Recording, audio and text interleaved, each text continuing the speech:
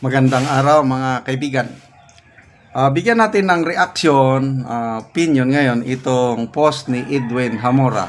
Sabi niya, "Good job, cheese." Hahaha. Deserve mo yan, Riza. Che. Isiner ni Edwin Hamora ang post ng convict Sara Duterte. So, mga anti-Duterte ito. Mga dilawan. Sabi dito sa post na ito, hindi ka lang bastos, cheese, duwag ka pa, walang yagba, walang respeto sa konstitusyon.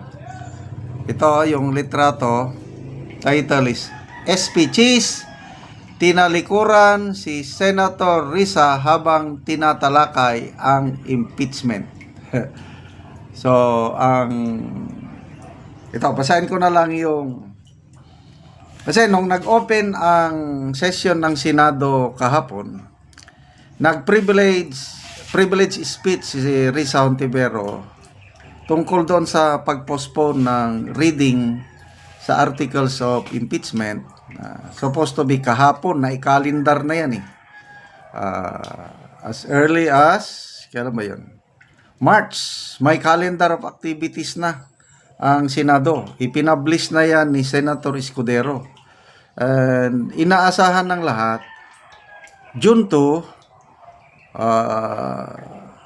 inimbitahan na ang mga prosecutors ng House para basahin yung articles of impeachment para June 3 ngayon, i-convene na ang impeachment court. Yan po ang calendar of activity. So, ang daming nag-aabang. Yung mga gusto ng bloodbath, yan, masisimulan na sana ngayon.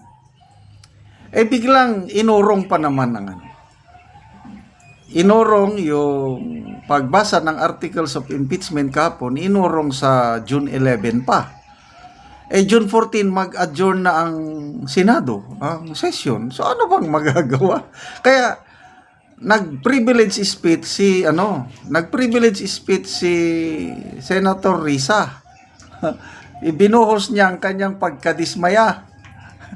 Kaya lang, ba ito ang nakakatawa. Believe na sana ko kay Risa Hontiveros Bago siya nag-privilege speech, nagpaalam muna siya kay Speech Cudero, pwede ba kong banggitin ito? Pwede ba? Sige lang, you may go. Nung magsalita na si Senator Risa, tinalikuran ni Cheese Escudero. Yun ngayon ang ikinagagalit ng mga anti-Duterte or mga pinklawan. Kaya sabi na, hindi ka lang, ito, binabasa ko yung convict Sara Duterte. Hindi ka lang bastos at say cheese, duwag ka pa, walang yagba, walang respeto sa konstitusyon. Ito ang mga binitawang salita ni Senator Risa sa kanyang privilege speech. Sabi niya, hahatulan tayo ng sambayanan kundi natin gagampanan ang tungkulin na ito sa sambayanan. Mr. President, sabi niya, kailang wala na, hindi na nakikinig si Senator Escudero. Malis na Mr. President, the 1987 Constitution demands the Senate to continue with the impeachment proceedings already initiated without further delay. Talagang mandato po ng saligang batas ito, klaro at walang kalabuan. So, ganyan na lang sila ngayon. I don't know anong mangyari. Sabi ni ex-Senator De Lima, Congresswoman-elect De Lima, ang rumors daw na natatanggap niya is hindi na itutuloy ang impeachment trial itong 19th Congress. So kung hindi tutuloy itong 19th Congress, parang malabo na rin nga matuloy sa 20th Congress. Kasi nagsalita na si Senator Tolentino, Majority Floor Leader, na pag hindi natapos ang impeachment trial by June 30, wala na. Patay na ang impeachment trial ni VP Sara. Yan ang pahayag ni Senator Tolentino sa it's a manifestation sa Senate floor kahapon. So kaya ito, galit, I don't know, dismayado ang mga anti-Duterte, mga kakamping, bakit hindi nyo ituloy? Well, hindi lang mga anti-Duterte or kakamping ang dismayado, kami rin. May post nga si Sasasot, sabi niya, ituloy ang impeachment trial, sabi ni Sasasot bloodbath, bloodbath. Ang daming naghihintay sa bloodbath. Kung ako ang inyong tatanungin, sana matutuwa ako na hindi na matuloy kasi safe na po ang ating VP Sara. Kaya lang, mas maganda para sa akin matuloy. Para makita natin ang galing ng mga prosecutors at yung galing din ng mga abogado ni VP Sara. Total, panalo naman tayo sa numbers. Sobra-sobra na. Sabi nga na Senator Amy, kahit anong mangyari, talo na kayo. Yan lang yan. Either ngayong 19th Congress o 28th Congress, talo na kayo. Yun ang katotohanan. So why not?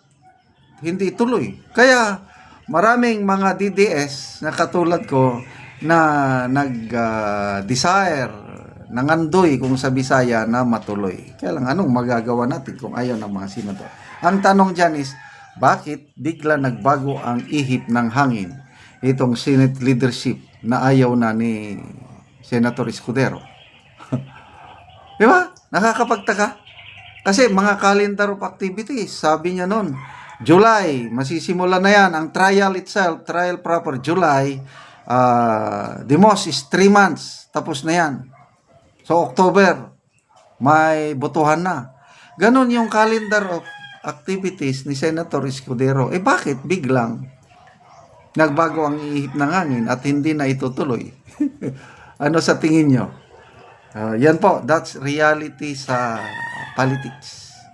No permanent friends, no permanent enemies. Kung ano lang yung nakakabuti sa kanilang political ambition, yun lang ang nasusunod.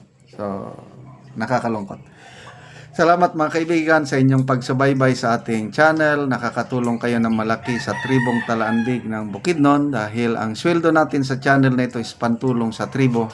Sa ngayon, may livelihood assistance tayo sa tribo. Nagpapatanim tayo ng saging lakatan.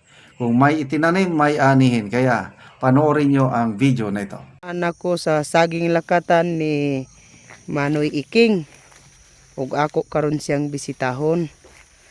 Maayong buntag Manoy. Mayong buntag. Oo, gonsa man ka Manoy? Agabono ko. Complete. Og nukos, munyon. Complete dopos ammonium. Oh. O mga dagko na gid man imong saging. Oh, salamat po. Nani ang saging ni Manoy Iking ug mga maayo gid kaayo og tubo.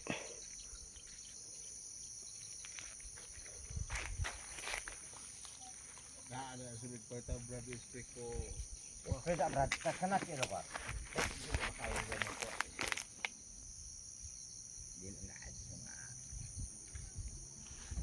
First bat First bat.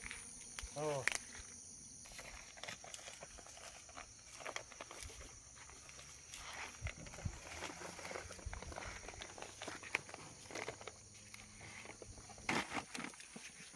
Pila gani ni kapunuan Manoy imong saging lakatan? 144 ni tanan. 144. Oh. So daghang gyud gawas nga hinlo, tambok ug maayo pod Oh. ang tubo sa saging ni Manoy Iking. 144.